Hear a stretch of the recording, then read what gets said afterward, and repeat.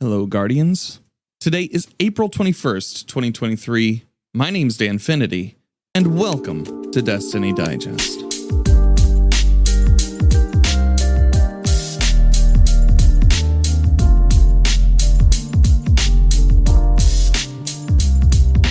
Thank you guys so much for listening to the show.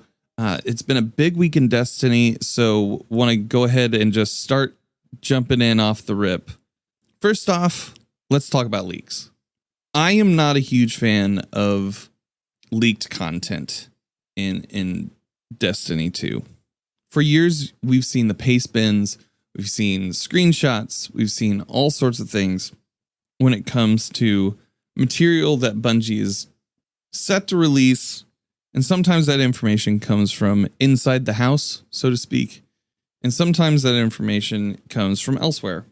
This past weekend, there was a huge community conversation around leaks, specifically because Bungie in the Destiny 2 Teams account said that there'd been a breach of trust.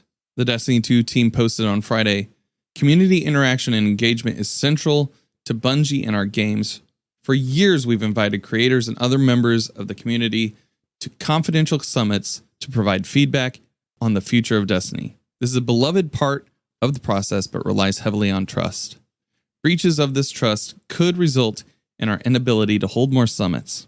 We take these breaches extremely seriously and are taking actions to reinforce our policies with those invited to these internal meetings."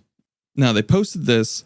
They didn't name any names, probably for legal reasons. A noted creator did come forward saying that they had been banned from the game and that they were wrongfully accused. Bungie later went on to reinforce that they had evidence that the person that they had banned was the person who irrefutably leaked. All of that back and forth caused a lot of tumult in the Destiny 2 Twitter community, at least. And it also sparked a couple of Paul Tassi articles on Forbes. Last night, I was kind of fretting over how I was going to address this on the show.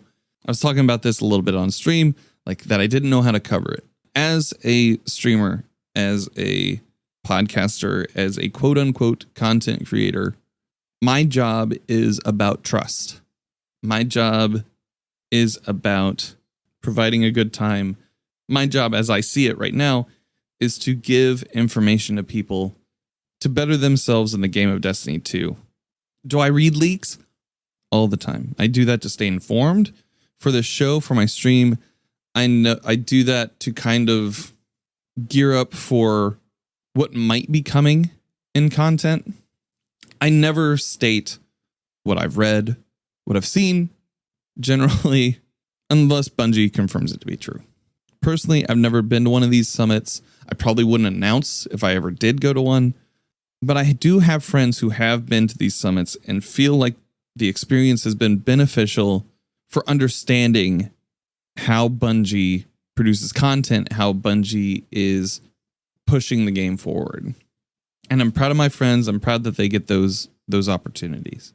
I do feel like the communication on this could have been more private on the part of the Bungie team, just because it led to this whole drama that pushed people in the community to pick sides, or some of our more malicious members to go and attack EK. I don't know EK, but I have an empathy for the situation. I don't know. It's just a weird situation. It feels weird from the point of view of a creator. I understand why Bungie is drawing the line, because again, I also do not like leaks, but this got really witch hunty in a way that could have been prevented with some nuance and maybe not as much communication in this case. Just my 2 cents on that. On to the news. This week, we saw update 7.0.5.0 hit Destiny 2. This update made a swath of changes to the Crucible by removing Clash from Quick Play and splitting rotators into 2 nodes, Clash, Zone Control Rift into 1, and Mayhem Scorched and Momentum Control into another. Core 6v6 rotator has been rebranded as Relentless. They increased the respawn overshield protection in PvP introduced a seasonal Ascendant emblem and a stat tracker to display your current competitive division. Crucible and Gambit titles and gilding are being fixed and reset. Trials of Osiris commendations will be blocked if you do not have other Trials rewards. In Vanguard Ops, they tuned the difficulty in highest battlegrounds, present in Vanguard and Nightfall playlists. Defeating Tormentors now provides revive tokens like Champions and Hive Guardians in some activities. PvE primary weapon balance, they increase the damage of the following weapon types against red and orange bar enemies in PvE. Auto rifles got a 25% bump. I used Monte Carlo in my solo flawless Spire of the Watcher run yesterday, and it felt nice. Pulse rifles, hand cannons, and sidearms got a bump of 20%, and scout rifles got a 10% bump. This TLDR from the TWAB also included, they added the capability to upgrade Root of Nightmare's adept weapons with enhanced traits. You can once again collect exotic glaive patterns from the evidence board, and they added a commendation and stat tracker for best dressed. There were also a few addendums to these notes made the following day on the 19th. When Ashes to Assets and Hands-On are equipped, players will only receive super energy from one of the mods, not both. When Firepower and Heavy-Handed are equipped, players will only spawn one Orb of Power, not two, when killing an enemy with Grapple Melee. They also reduce the super gains from Ashes to Assets when getting a Grapple Melee kill after grappling to a grapple point and thus not expending any grenade energy by 50%. Previously, this varied from 1 to 5%, depending on the target tier with the change. This is now 0.5%. This is now 0.5% to 2.5%. They fixed an issue where the Fighting Lion grenade launcher was incorrectly benefiting from the Void Holster mod. Thanks, Pigeon. They fixed an issue where the Terminal Overload chest could be looted multiple times for rewards and crafted weapon progress. Crafting progress now comes from the key chest and not the base chest. This change feels more punitive, and I hope that they add more red border sources in Neomuna. All these changes and more will be in the show notes. Moving on to the TWAB, they did talk about some new accessibility options that will be available in Season of the Deep. We will have reticle changes, full auto melee changes, toggle settings additions for confirming or canceling certain actions in the UI. You'll also have more choices for color when it comes to subtitles. And they gave us a peek at what's new with commendations if you have any variation of color blindness.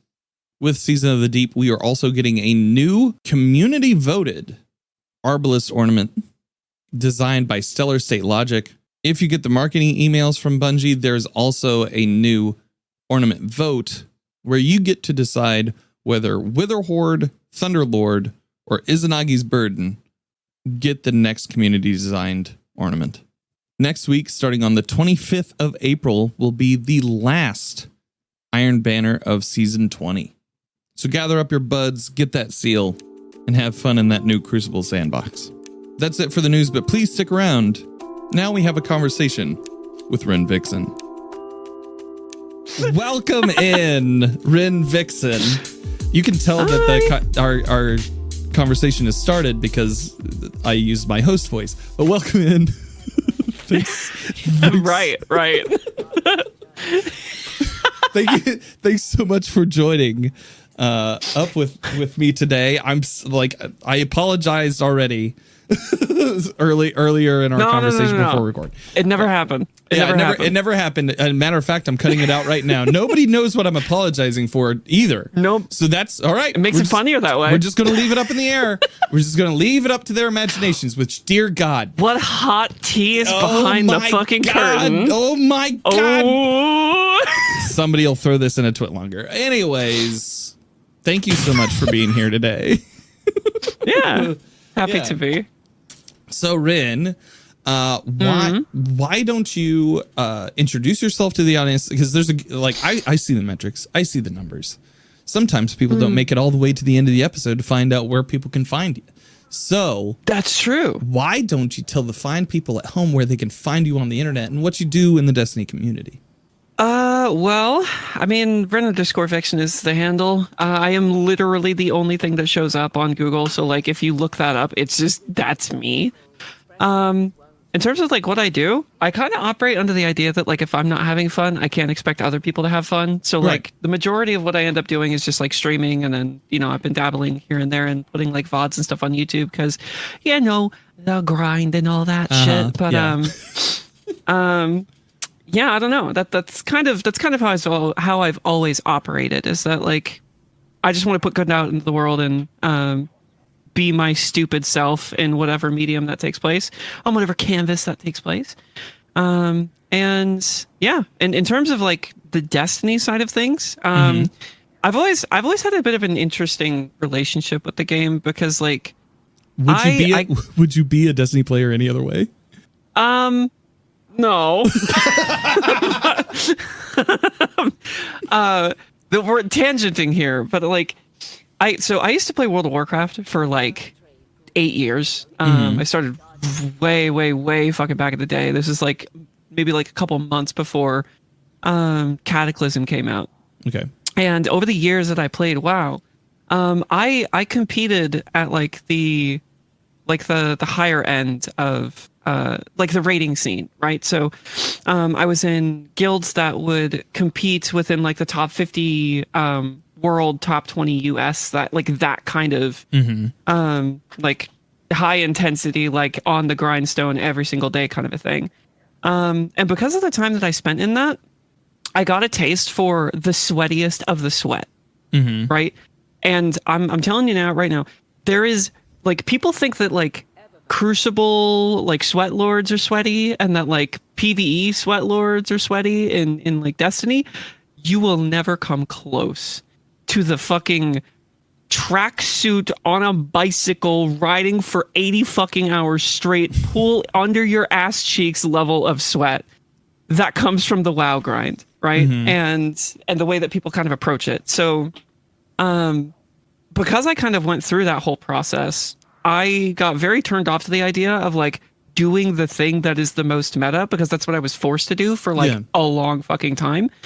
And it's one of the reasons why I quit that game, is because I just got tired of it. And so like when I went to Destiny, there was part of my brain that was like, I want to min-max everything. I want to get the best of all the loot, and then, slap it on my character and go ham. But what ended up happening was, over time, I kind of realized that the loot at the end of the day, outside of exotics, because they are like the pinnacle of the loot thing, and they do something profound in the meta, or in the sandbox rather. There is functionally no difference between a Kvostov and a oh my god, I'm having a blank here. Gnawing Hunger. There's effectively no difference. Like, yes, you could argue, oh, well, it kills better. It gives you your grenade back. And like, you are correct in that fact. But what I'm talking about is when you're going into any activity, right? Outside of like excessive build crafting, which as it is now is far better than what it was prior to, the Lightfall changes, as well as the not change, excuse me, the introduction of Strand, and then also the 3.0 changes to the subclasses prior.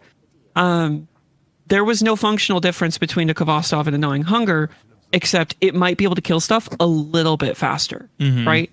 And because there weren't really a lot of utility perks at the time, I lost all sort of care for the high tier, cream of the crop, 5 of the 5, god roll chase. Yeah. And so because I kind of came at it from that angle, and I've always operated under the idea of I'm going to have fun with this video game, which, by the way, I don't know if you know this, Dan, video games are supposed to be fun. Oh my God. Hold on. Wait a minute. You mean that this pixel world that I've been a part of for like around 7 years is supposed to be fun? Yes. Oh, you're supposed to have fun with, I know, it's a wild concept. Ren, you just changed my entire life. You're welcome. Thank you. But yeah, like my whole approach has been like fun first, right? So in addition to that, though, there is a side of accessibility that kind of comes along with the game, especially for newer players. Yeah. And when I first started streaming, which is about 2 years ago, my primary thing was doing Destiny, and specifically helping people do things that they haven't been able to do before. And when I was doing these things, it was always from the lens of I am going to purposely fuck over my loadout as much as I possibly can to prove that you don't need the best of the best. Okay. And you don't need the meta. Now, does the meta have a place? Absolutely. I'm not stupid. I know that like there are things that are uncontested levels of better, like they're just better in terms of like their overall efficacy is for what they do, right? And each one has their own time in the spotlight, like rockets or grenade launchers in fucking Crown of Sorrow, or you know, the mountaintop recluse meta, like all that shit. Were they outliers in like their overall power? Well, duh, because pinnacle weapons are just a problem, but that's a totally different topic. But at its core, you can solo flawless a dungeon with a Kvostov and a harsh language and the green rocket launcher that you get from the starting Cosmodrome section. And because you can do that, it kind of removes, I guess, that well, not removes, but it challenges the idea of what the general player base seems to have, in that like, okay, you need to have this weapon and this weapon and this weapon in order to be a part of our group, which I have always despised. Yeah. Do you have Yellowhorn? Yeah, it's the do you have Gjallarhorn conundrum, right? And like again, and that carried over in World of Warcraft too. Like, are you a demonology warlock? You know, like if you were an affliction, nobody fucking wanted you. So like it's something that I've always been kind of like annoyed with, but there's no real way to challenge it outside of proving it, because people don't like. You can say that you don't need this, but it doesn't actually connect until you see someone do it without those things. Right. And so that's kind of been my whole relationship with Destiny, was doing hard mode content and proving to people that you don't need the best of the best shit to get stuff done. Because so many people they convince themselves that they can't do these things because they don't have these tools. Right. It's like, well, you can do them.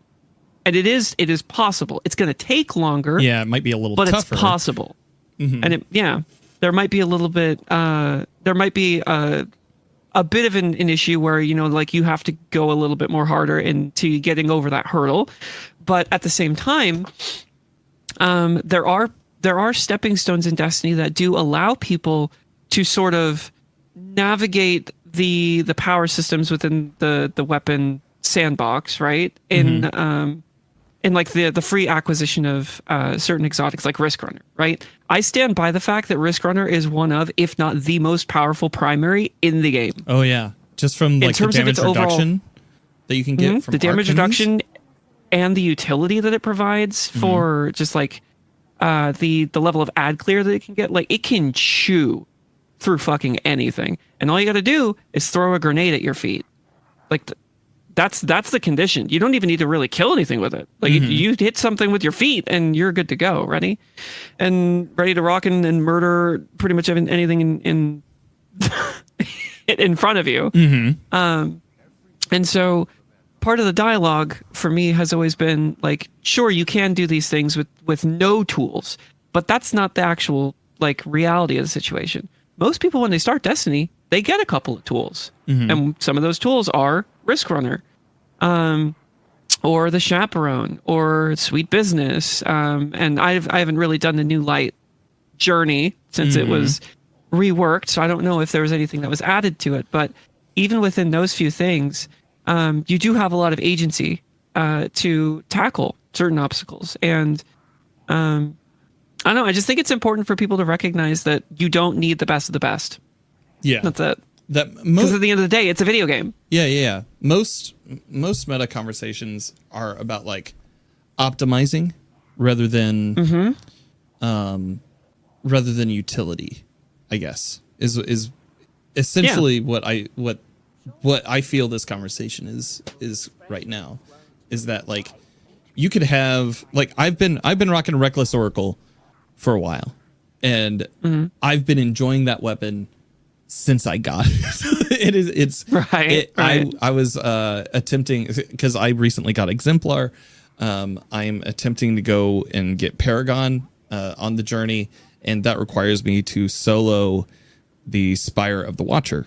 And so I was running a Gyrfalcon's Hunter, and Reckless Oracle is what I was using to take down everything, to keep things volatile and to stay invisible. That said, it wasn't chewing through the boss's pimples on a Kelos. And so while it is one of my favorite tools to use, it is not, I don't necessarily feel like it's, I could do the job with it, but it was like a skill issue on my end. What you're saying is that ostensibly you could run that Akelos fight with all blue weapons and get it done. And I feel like that is something that I feel a lot of people need to see in the community, not just new players, but like some older players too, if they're seeking to like challenge themselves. Yeah, and well, that's actually kind of where it started. Like with the showcasing of, you don't need all of the best tools in order to get these things done. It started out as, yeah, exactly. Yeah. So like initially it was, you need all the best stuff to do GMs. And I was, me being the fucking brat that I am, I heard that and went, oh yeah? You think?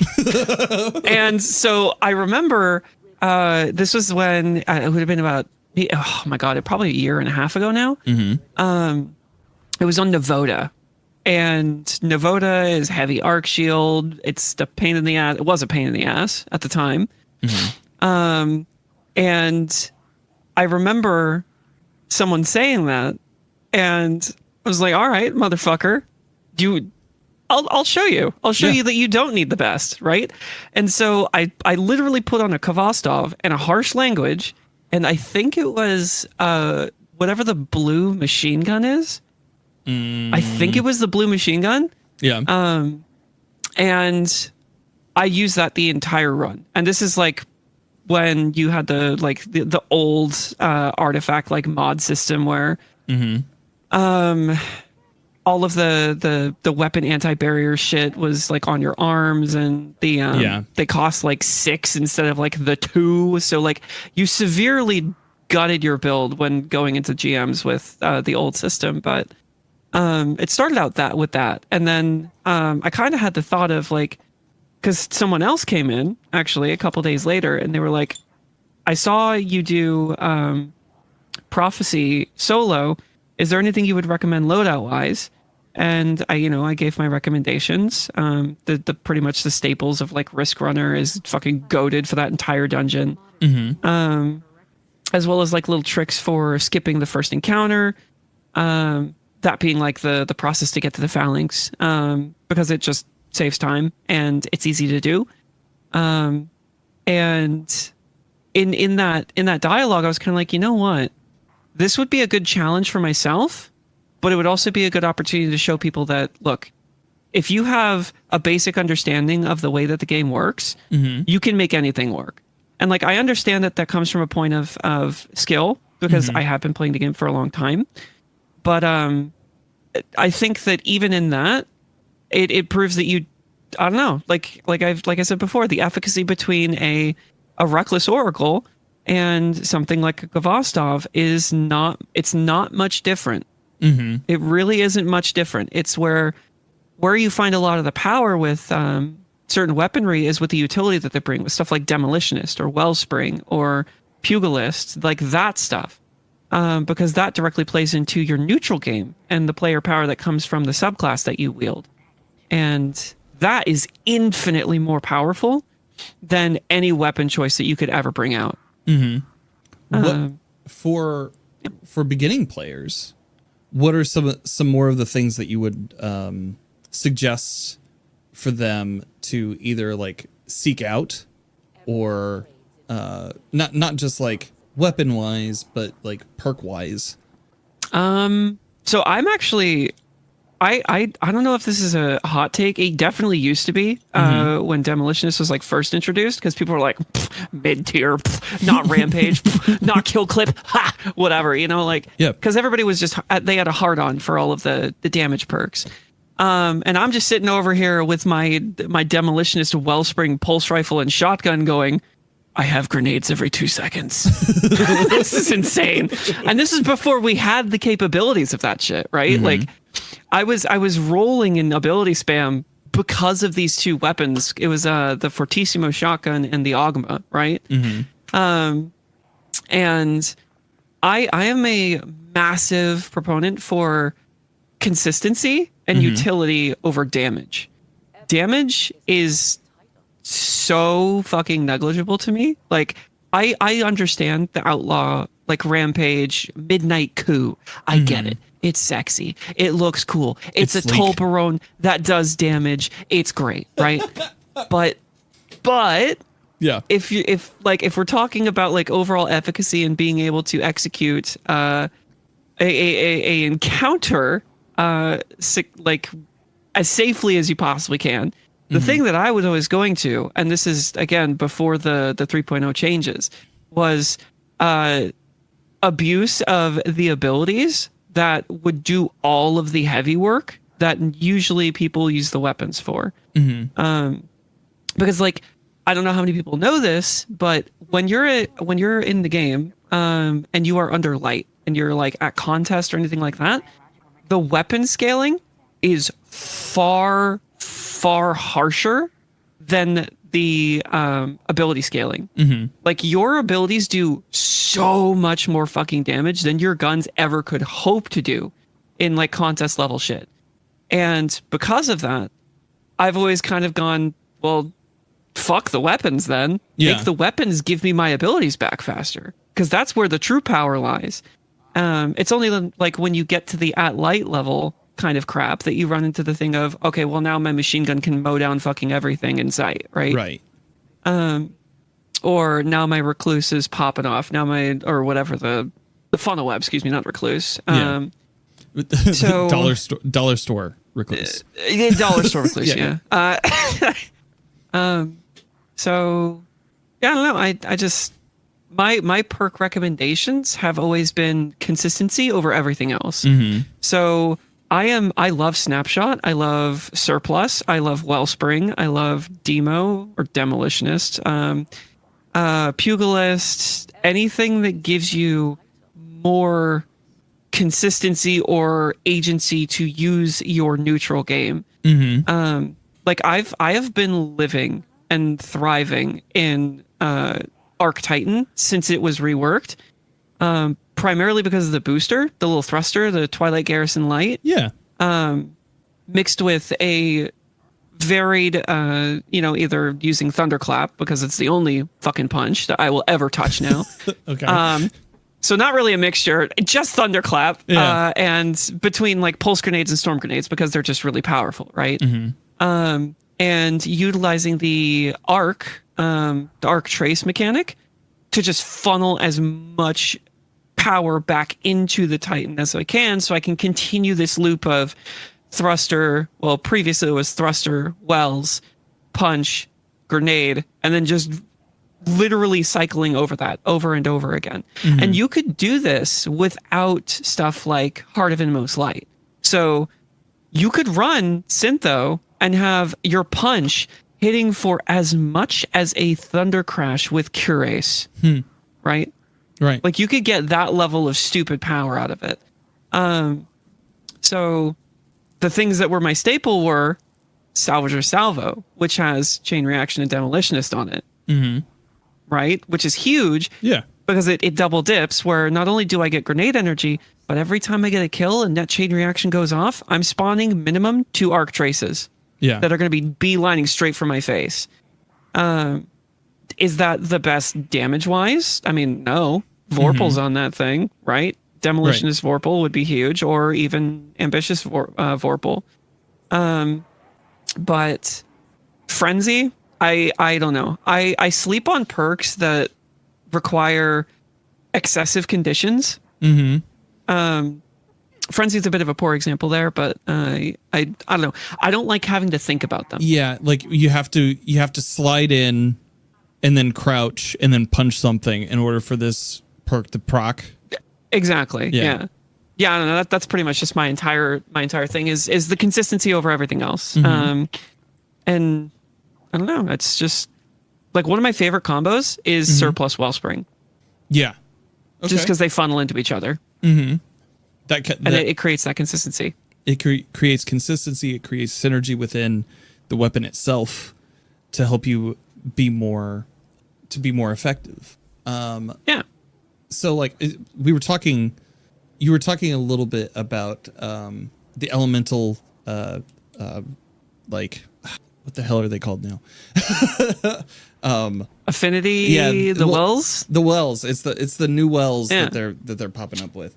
I was watching one of your VODs, and you were having a conversation about how they play into your power game and how you feel like they could more effectively help you with your super generation.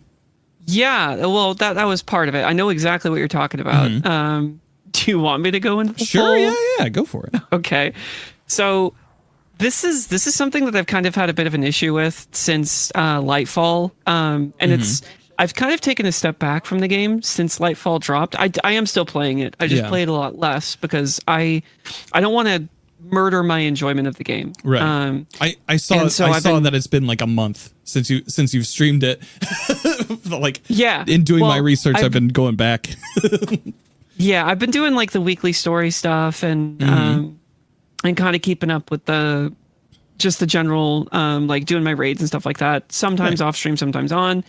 But the thing that really, really bothered me, and I thought that this is what Bungie was going to do when they were like, fire sprites are a thing, voidlings are a thing, like there's these different class specific little dudes that kind of spawn from you using your abilities, right?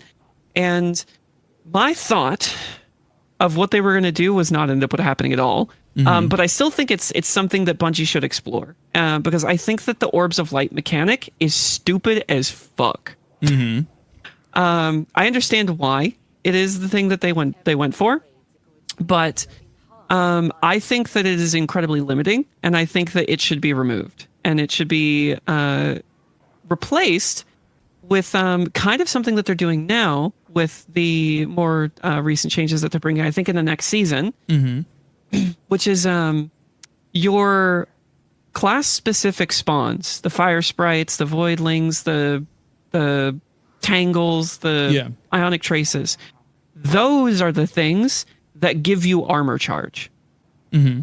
And the thought is that each one has their own flavor that they have to it, right? So the ionic traces, I think they're the most overpowered. I think that they actually need to be reined in because they give you everything and they track to you. And so the thought process was, one thing that I would like to see is the abandoning of the orb system and then going full into the residual light that's left behind from your abilities system. In that when you pick up an ionic trace, you get 1 armor charge, right? Why 1? Because it comes to you. You don't have to do any work for it to get to you. So it's 1, right? But each other type has an inherent benefit to you collecting it over the other ones that plays into the class fantasy itself. Yeah. So you pick up a fire sprite times 1 restoration, right?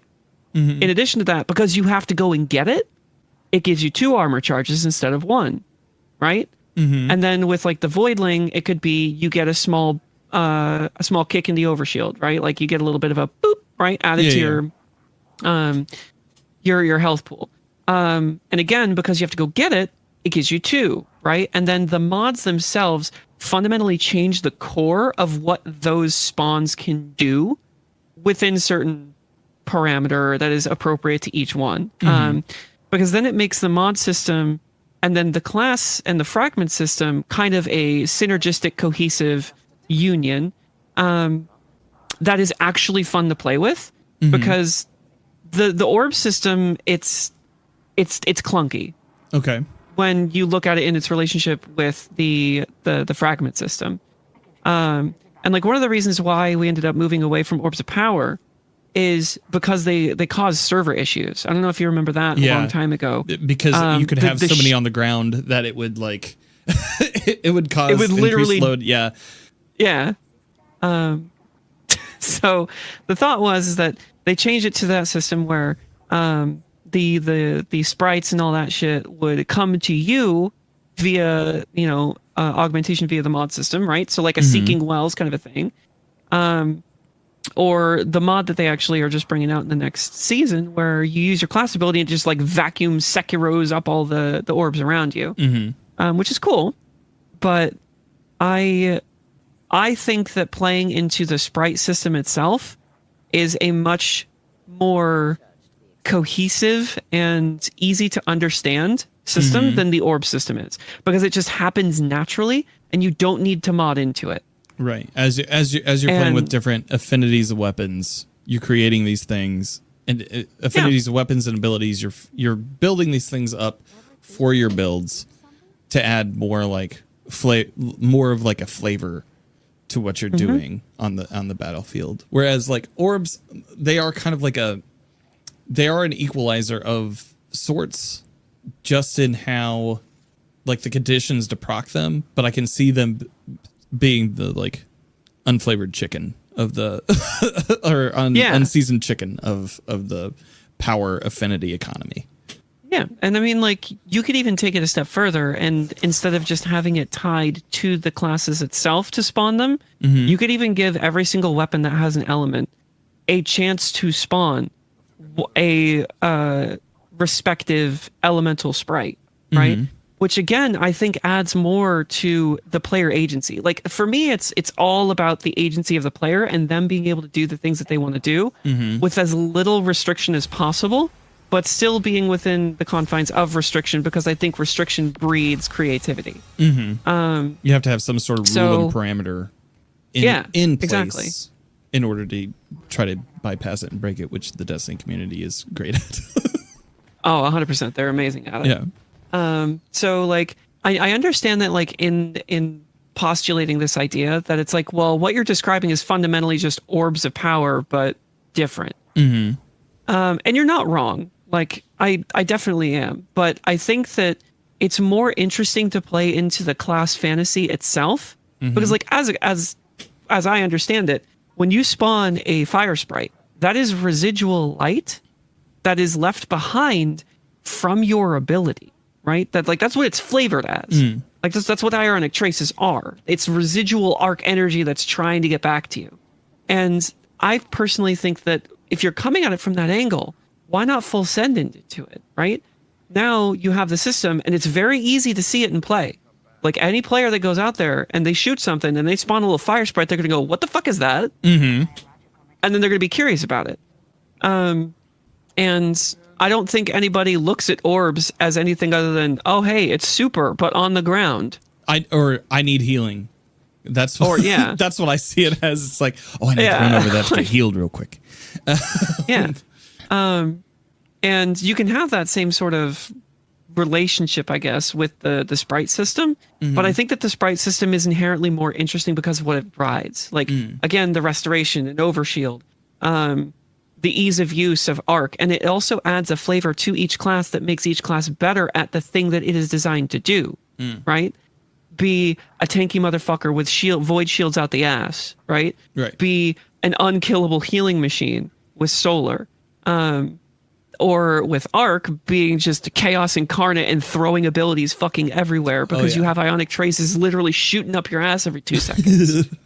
Like, Which reminds me, how are you liking the build system? I loved the well system, and what I wanted was the well system shifted into the sprite system. And that was going to be what we have today. I was disappointed. Right. I am not super fond of the orb system at all. I mean, if you couldn't tell from my gigantic fucking rant about but it's not bad. I think that we lost a lot of agency in what we were able to do because of the removal of stuff like the wells and the Warmind cells and the other one. I think there was one more. I don't remember. I never really used anything other than the wells, so I can't really comment. But I'm a little bit disappointed by it, primarily because the well system was just very customizable. And there was a lot of ease of use with that system that we lost with the orb system. So I don't know. I'm indifferent to it. I think that you can make a lot of fun builds, but I think that a lot of our agency as players was removed. And by extension, a lot of the player power was removed. And sure, we were too powerful to begin with, but even still, we're broken as fuck. Yeah. So, yeah, I'm indifferent to it. It sucks that it isn't what I thought it would be. I've never really bought into build crafting, even in its previous form. I was more kind of along the lines of like, what you were saying earlier, you can take anything anywhere in Destiny and get something to work out of it. It doesn't need to be like the most optimal thing. And like, I thought, with the changes to Destiny, maybe I'll start buying in more to build crafting. And I am finding that is not the case. Yeah. I am mainly just kind of sticking to, You're a gun, Andy, huh? well, look, it's just like, I'm still like, so I ran GMs yesterday and the entire time I was like, okay, ad clear. I need to focus primarily. I was on Warlock. So I was like, I need to focus on keeping ads down, like suppressed. I need to so osmiomancy was my go-to for stasis, because in a lot of the new activities, it feels like ads are more prevalent and can be more hectic, especially in the Mars battleground. So focusing on that, I just kept the same build on for all 6 and was basically okay. I had to make a few adjustments here and there based on like what weapon affinities there were for champions but basically by running like a stasis build, I was able to bypass a lot of the core mechanics issues of champions and the like. So basically it's like, oh, we need to do this thing. Cool. I'll throw on 3 things maybe. And that have worked for me for like 4 years now. Yeah. Well, see, coincidentally, that 4-year timeline was the release of stasis. Yeah. Stasis is a problem. I firmly will stand by this statement. It is a problem in terms of its ability to completely circumnavigate or to navigate around, right? To just completely bypass 90% of the mechanics in the game. And one of the things that I always like to allude back to is, do you remember when Glassway first came out and how hard it was? Yeah. I had a build set up with my partner that I was running GMs at the time with. We made that GM our bitch. Yeah. Because of this single build. And all it was, and it's a little bit of a wacky one, and I think a lot of people really do sleep on this interaction. It was an Aeon setup. Both of us were running Warlocks with the Aeon gauntlets. But most people marry the Aeons and are like, they're synonymous with like, ammo generation. That's what they do. No, they do so much more than that. One of them makes it so that when you stun a champion, you get grenade energy back. Okay? Now, a lot of the GMs have a metric fuck ton of champions. Yeah. Right? So, specifically in Glassway, you would sit in one of the corners and you would let all of the enemies come to you through a little corridor, a little tunnel, right?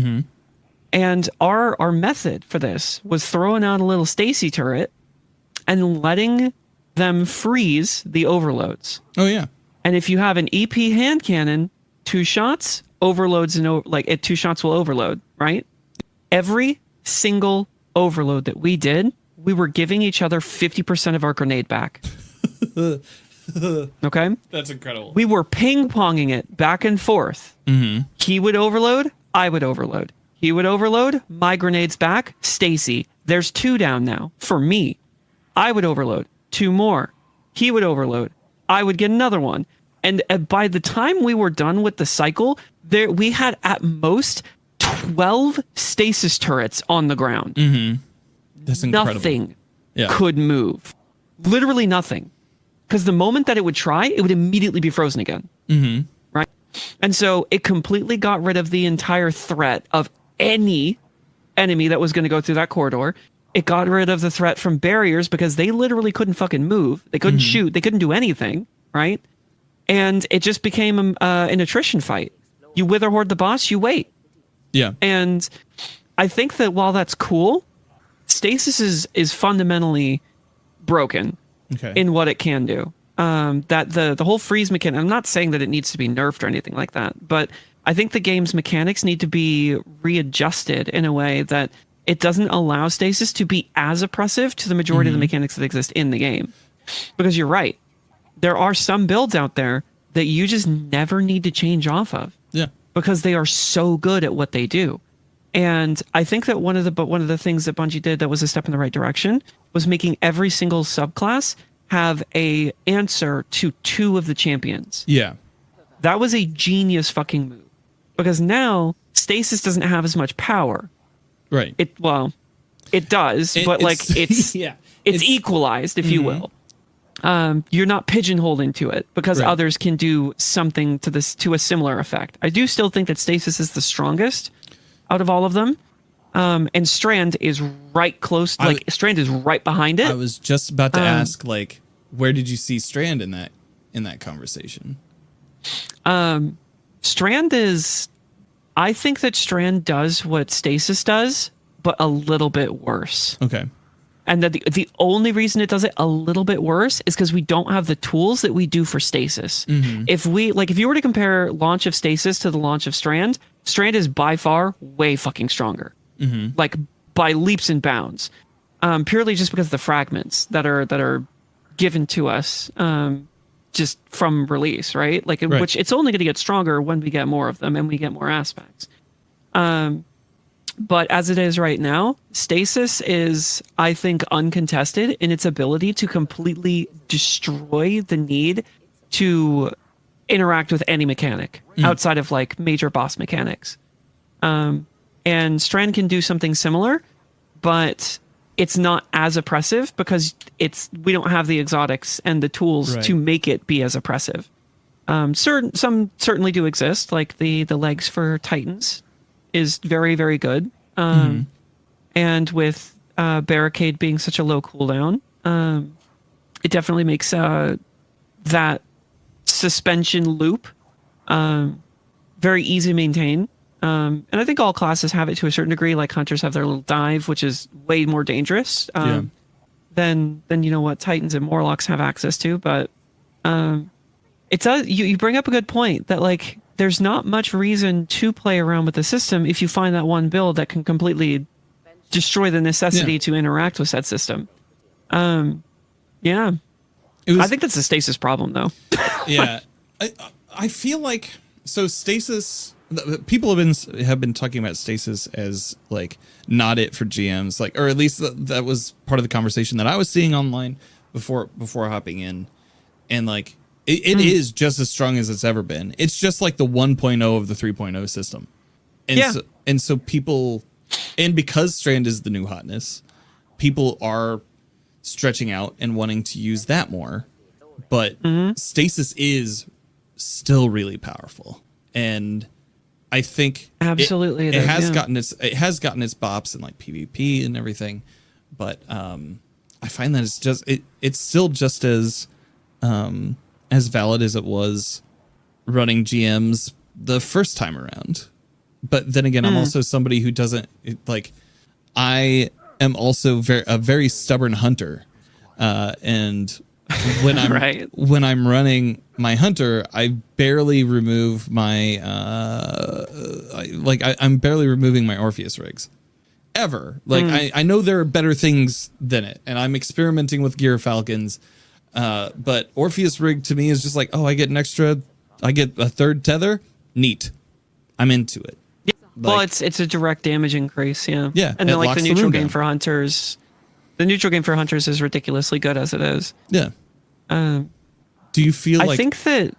Sorry, go ahead. Oh, I was gonna say, do you think that like, while we have like a more simplified build system, when it comes to build crafting in how they've changed things in the UI versus like our abilities, do you feel like power creep has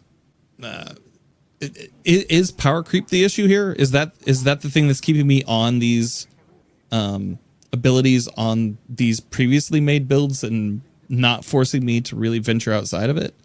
I think that there is a component to it. I mean, power creep exists in pretty much any game where there's a power system. I don't think there's a single game out there that hasn't struggled with this issue, unless it's like not a live service kind of experience. But I think that to get back to an earlier thought before moving on to that, because they are tangentially related. Yeah. One of the reasons why I think people think that stasis isn't it is because it doesn't have the killing efficacy that the other subclasses do. Like Strand is the CC capabilities of stasis with the murder capabilities of the light subclasses. Right. And that's why people are so fucking gung-ho about it, right? Threadlings are disgustingly strong. They just are. And so are the Tangles. And so people may have the issue that they do with stasis because you're relying on your weaponry. And as we know, weaponry in GMs is much less powerful than your abilities are.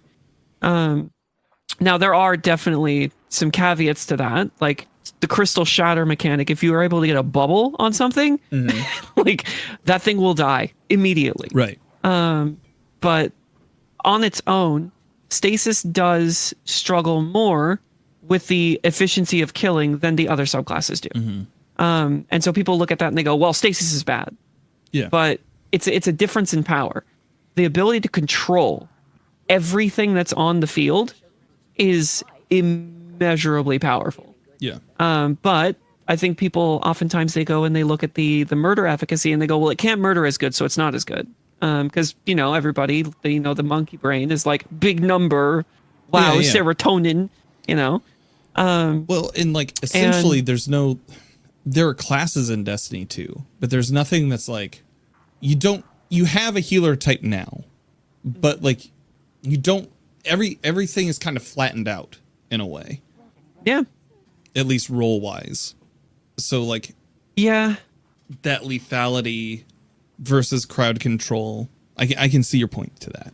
It's I think that to circle back to the question that you had asked, the reason why I bring up the difference between the like why people I think would think stasis is weaker, is that prior to the 3.0 changes, the light subclasses were pretty fucking trash. Like they weren't good at doing really anything, which is what made stasis so fucking strong by comparison.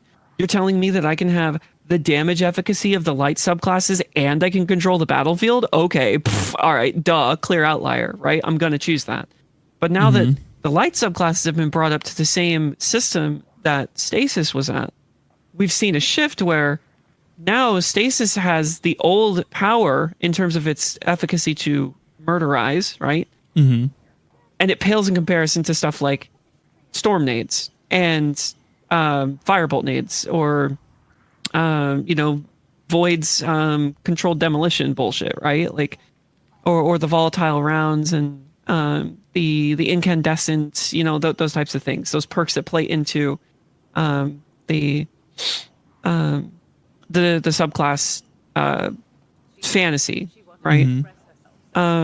Because the power scaling has gone so far into the other direction, certain builds are going to be left behind because, again, that preconceived notion of, okay, well, it doesn't do as much damage, therefore it is worse. Right. But I think it's also a matter of, like, you said that you're married to stasis.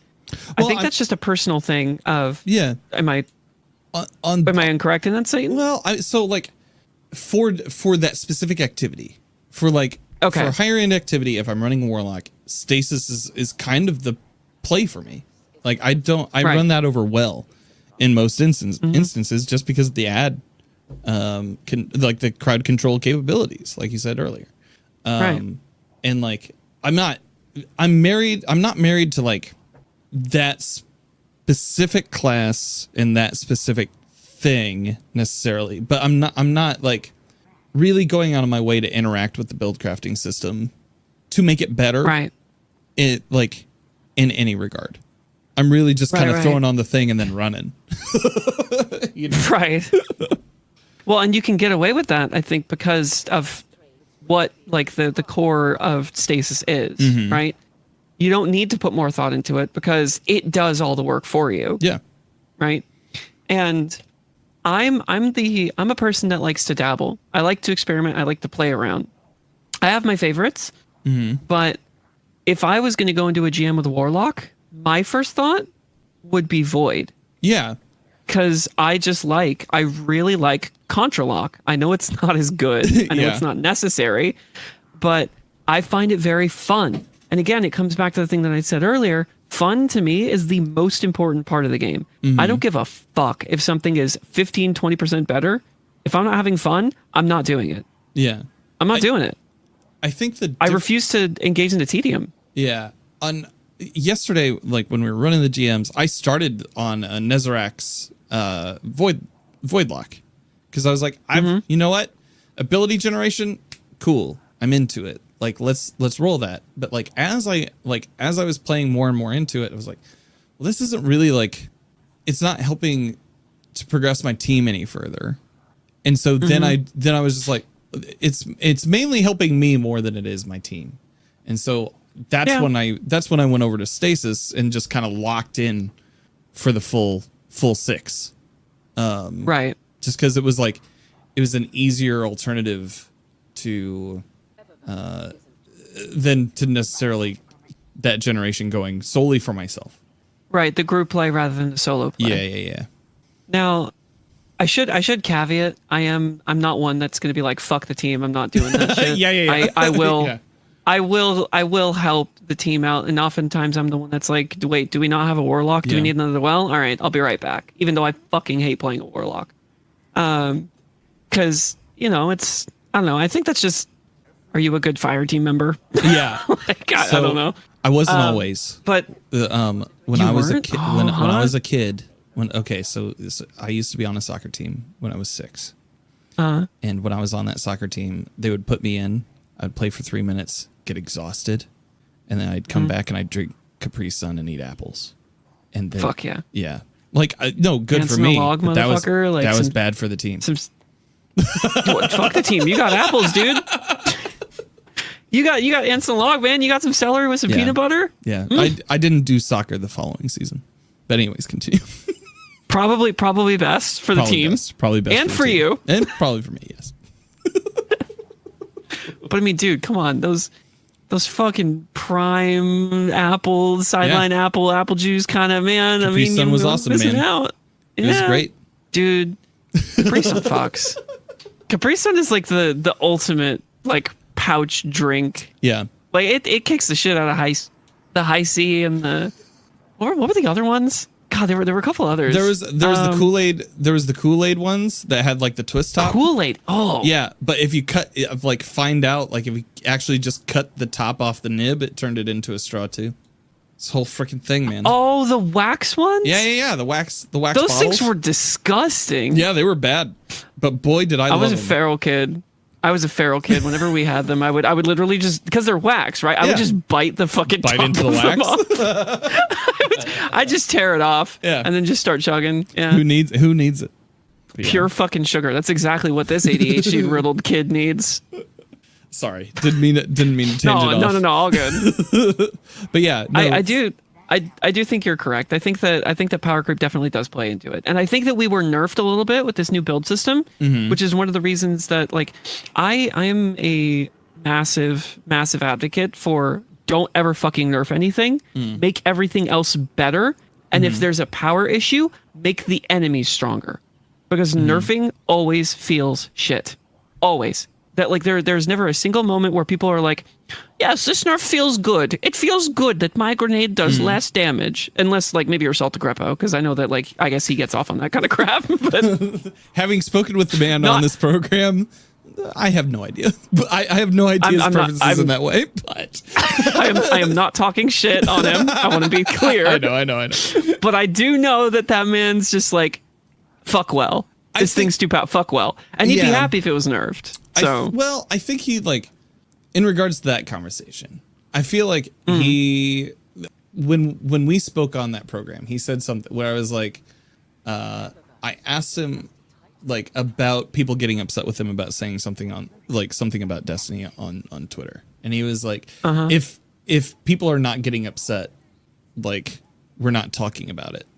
Yeah, is like kind of like, or it's something along those lines. I'm sure somebody will go back and listen to that episode and correct me on it. But it was more, am I talking about Destiny if it's not a controversial thing? Because everybody has their own, like, idea of what fun is and what Destiny can be.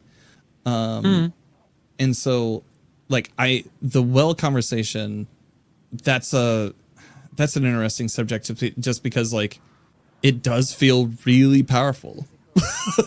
Like, even after all the things that we've hit. Anyways, that's a side tangent. Well, I mean, it is pertinent though, because like the well issue is a power creep issue. Like, well is just bubble, but better. Yeah, you don't have to leave, right? And that's always been the case. Yeah, exactly. So like, I think that Bungie's trying to rein us in with the new mod system. I think that the old mod system was too powerful, quote unquote, in their mind. I disagree. I think that, well, I disagree with the approach that they took, because again, I think that outside of very extreme outliers, never nerf something. Make everything else better. Now people are gonna be like, but Rin, that makes power creep worse. I understand that. But here's the flip side. You can always make the enemy stronger. That is always a thing. And they're like, but Rin, they did that, and then they reverted it. I get that. I get that. Yeah. And you're not wrong. But if everything is on a similar playing field, like, and I'm not saying that I want everything to be exactly the same, because then that's just homogenous and there is no choice. It's just, what flavor gun do you want to fire? Do you want it to be Sprite, Mountain Dew, Gatorade? Who knows? Like, it doesn't matter at that point. And that takes away agency as well. It makes everything boring and homogenous, and it's just stupid. What I'm talking about is a difference of 5 to 10%, where everything is moderately neck and neck with each other, except for the things that are like the exotics, where they provide something that is entirely unique to what they are, right? Like Xenophage, Thunderlord, they have different places, right? There's places that you're going to use Xeno that you're not going to use Thunderlord. There's places where you might use, just a corrective measure over any of them, right? Or a retrofit. There's different circumstances that are going to merit different weapon options. But when it comes to player power and like the subclasses themselves, I think that it is better overall to make everything somewhat competitive with each other. Like I said, like a 5 to 10% difference, where there's clear outliers within the confines of their strengths. So like the champion mechanics, right? If one is really good at stunning with like a grenade, then maybe that class's grenade should be 10 to 15% stronger, right? Like, that's kind of what I'm talking about here. Yeah.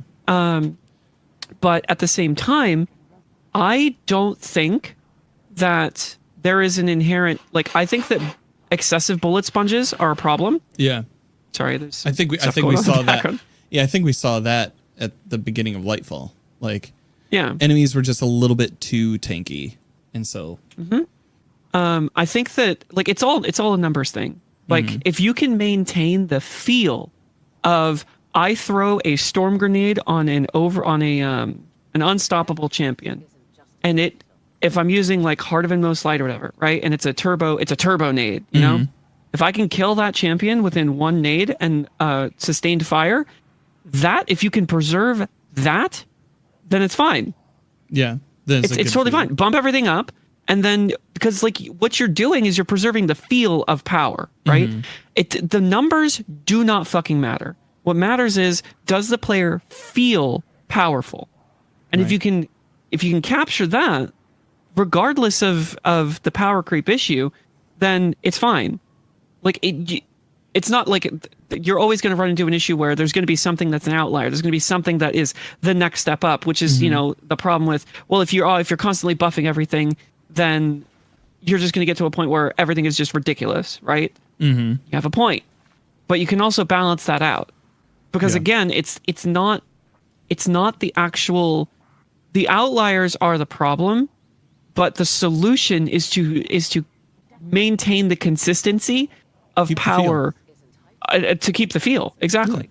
It's to preserve the feeling of power. Thank you so much for being on. Ren, where can people find you on the internet? I stream 5 days a week from Wednesday to Sunday at 5 p.m. PT. I stream for 5 hours every single day that I do stream. Like I said, you can look for me anywhere on the internet, Ren_Vixen. You'll find me. As far as what you're going to get, dude, I'm a living shitpost. I operate under the idea that I try to make people laugh. And that's pretty much it. The medium of what I do matters so much less than, you know, the idea of making people smile a little bit every day, because the world fucking sucks. Yeah, it does. And if I can make someone's day just a little bit better with a smile or a dumb joke, or even just me looking like an absolute moron, then I'm gonna do that, because I don't know, we need a little bit more of that for the show. My name's Danfinity. You can find me on Twitter, Instagram, and the TikTok at Danfinity, where the eyes are L's. You can also find me on Twitch 3 days a week, twitch.tv/Danfinity, helping Guardians through in-game activities. If you'd like to join my community, head on over to discord.gg/Danfinity. If you'd like to support the show, remember you can rate and review on your podcast platform of choice. Anything you say helps us in the algorithm. You can also spend $3 a month to help keep the lights on over at coffee.com/Danfinity. That is ko-fi.com/Danfinity. All the links are in the notes for the show. Thank you so much for listening, and I hope you find what you're grinding for.